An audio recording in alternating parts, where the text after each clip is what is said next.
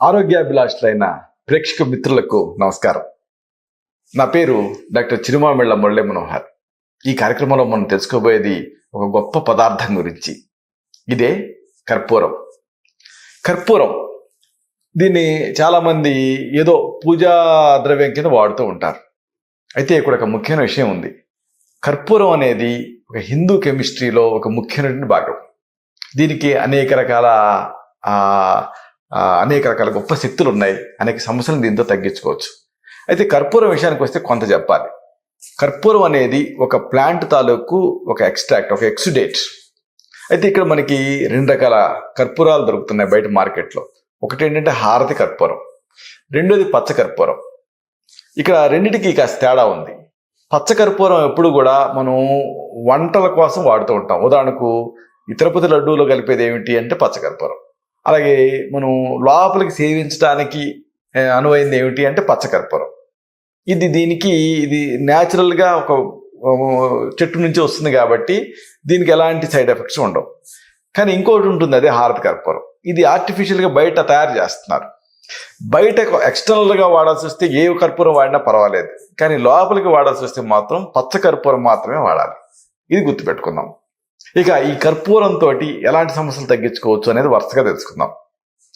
గాయాలైనా, రక్తం స్రవిస్తూ ఉన్నా, తలనొప్పి ఇబ్బంది పెడుతూ ఉన్నా, ఇలాంటి అన్నిట్లో కూడా ఈ కర్పూరం అనేది ఒక అద్భుతమైన ఔషధం కింద ఉపయోగపడుతుంది. సాధారణంగా ఏదైనా ప్రమాదాలలో దెబ్బలు తగులుతూ ఉంటాయి, రక్తం గారుతూ ఉంటుంది. ప్రథమ చికిత్సగా ఈ కర్పూరాన్ని వాడుకోవచ్చు. కాస్త కర్పూరం తీసుకోండి, దీన్ని పేరిన నెయ్యిలో వేయండి, రెండింటినీ కలిపి నూరండి. అప్పుడు పేస్ట్ లాగా అవుతుంది.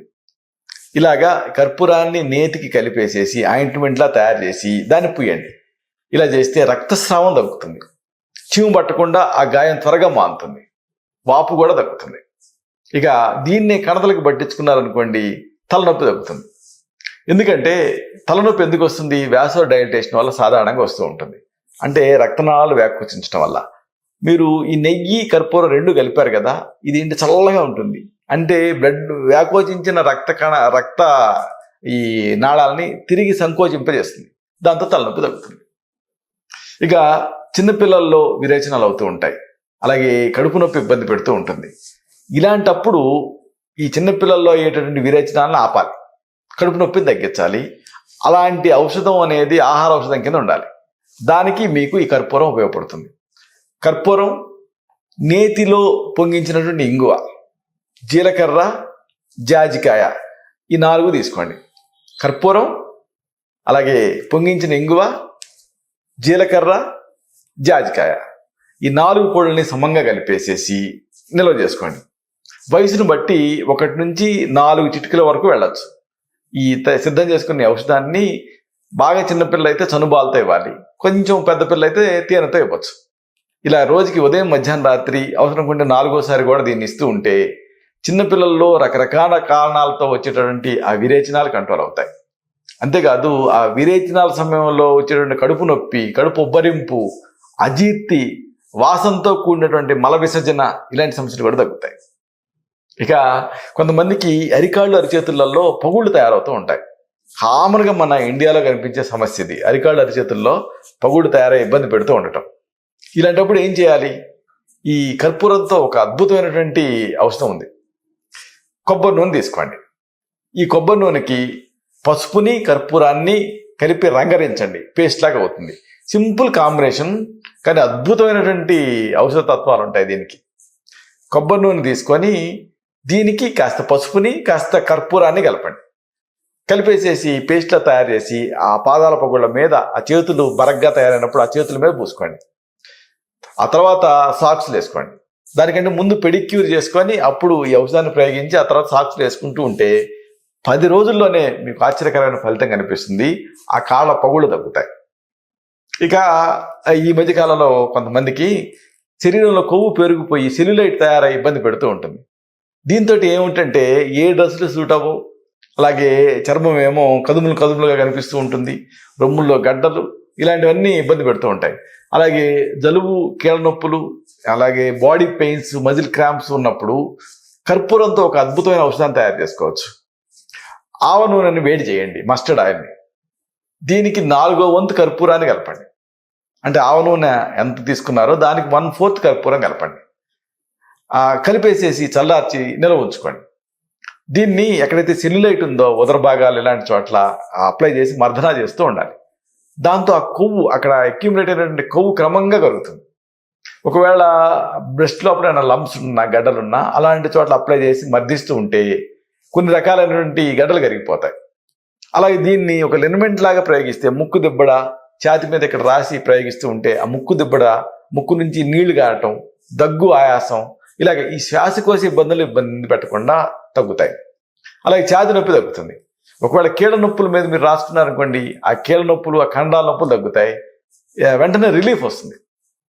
ఇక ఉబ్బసం ఇబ్బంది పెడుతూ ఉన్నా, పాల్పిటేషన్ అంటే గుండె దడ మిమ్మల్ని వేధిస్తూ ఉన్నా, ఇలాంటి సందర్భాలలో ఒక అద్భుతమైన ఔషధాన్ని కర్పూరంతో తయారు చేసుకోవచ్చు. కర్పూరం అలాగే పొంగించినటువంటి ఇంగువ 2 సమభాగాలుగా కలపండి. పొంగించిన ఇంగువ అంటే ఏంటంటే పెనం మీద నెయ్యి వేసి ఇంగువని దానిపైన ఉంచితే ఆ ఇంగువలో ఉండే దోషం తగ్గిపోతుంది. ఇలాంటి ఇంగువని కర్పూరాన్ని 2 సమభాగాలుగా తీసుకోండి.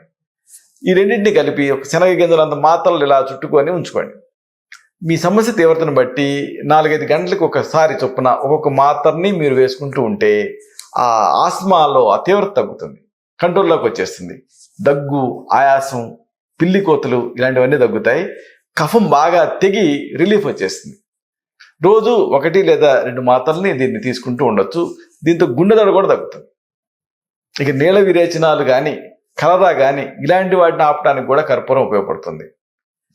పాలు తీసుకోండి. ఒక 1/2 గ్లాసు కాచి చల్లార్చినటువంటి పాలు కానీ లేదా నీళ్లు కానీ, దీనికి ఒక చిటికెడు పంచదారని, చిటికెడు కర్పూరాన్ని, చిటికెడు ఉప్పుని కలిపేసేసి 2 గంటలకు ఒకసారి దీన్ని సేవిస్తూ ఉండాలి. నీళ్ళ విరేచనాలు, కలరా ఇలాంటివి తగ్గుతాయి. నీరసం, నిస్త్రాణ ఇలాంటివి కూడా తగ్గుతాయి. కాబట్టి ఈ కలరా ప్రబలంగా ఇలాంటి వర్షాలు పడే రోజుల్లో ఉంటూ ఉంటుంది కదా, ఇలాంటి సందర్భాలలో వాడుకోదగిన ఒక మంచి సురక్షితమైన ఔషధం ఇది. కాచి చల్లార్చినటువంటి నీళ్ళకి చిటికెడు పంచదారని, చిటికెడు కర్పూరాన్ని, చిటికెడు ఉప్పుని కలిపి 2 గంటలకు ఒకసారి చొప్పున సేవిస్తూ ఉండాలి. మూత్రం స్రవించే వరకు, మూత్రం జారీ అయ్యే వరకు దీన్ని తీసుకుంటూ ఉండాలి. కలరా తగ్గుతుంది, నీరసం, నిస్త్రాణ కూడా తగ్గుతాయి. ఇదంతా ఒక ఎత్తు అయితే కర్పూరం తాలూకు ఒక ఆసక్తికరమైన ఉపయోగం ఒకటి ఉంది. శీఘ్రస్ఖలనం ఇబ్బంది పెడుతూ ఉన్నా, అంగస్తంభన సమస్య ఇబ్బంది పెడుతూ ఉన్నా ఇలాంటి సందర్భాలలో కర్పూరం అమోఘంగా పనిచేస్తుంది. పచ్చకర్పూరం, జాజికాయ, జాపత్రి ఈ పొడుల్ని సమంగా కలపండి, ఉంచుకోండి. పచ్చకర్పూరం మీకు పచ్చరి కొట్లో దొరుకుతుంది.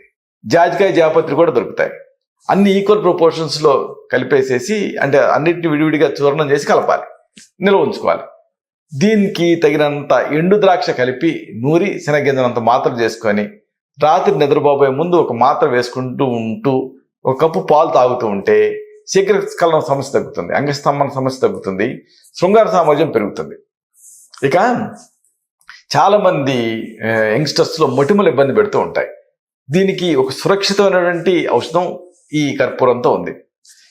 ఒక 10 నుంచి 20 తులసి ఆకులు తీసుకోండి. దీనికి కొద్దిగా ఈ కర్పూరాన్ని కలిపి మెత్తగా నూరండి, పేస్ట్లా తయారు చేయండి. దీన్ని రాత్రి పడుకునే ముందు ముఖానికి రాసుకోండి. సింపుల్ కదా. తులసి ఆకులకి కర్పూరం కలిపారు, పేస్ట్లా తయారు చేస్తున్నారు, అప్లై చేస్తున్నారు. ఇలా రెగ్యులర్గా చేస్తూ ఉంటే మొన్నటి ఉదయం లేచిన తర్వాత మొహం కడుక్కుంటూ ఉండండి గోరువెచ్చటి నీళ్ళతో. దీంతో ఆ మొటిమలు, నల్ల మచ్చలు, అలాగే ఆ సోవి మచ్చలు ఇలాంటి మచ్చలు త్వరగా తగ్గుతాయి. ముఖం నునుపుగా, మృదువుగా, చాలా ఆకర్షణీయంగా తయారవుతుంది. ఇక అరికాళ్ళు, అరిచేతులు వీటిలో మంటలు అనేది చాలా కామన్ కంప్లైంట్ మన ఇండియాలో. ఇలాంటి సందర్భాల్లో ఈ మంటలను తగ్గించుకోవడానికి న్యూరోపతి వల్ల వస్తూ ఉంటాయి. ఒక కౌంటర్ ఇరిటెంట్గా ఈ కర్పూరం పనిచేస్తుంది.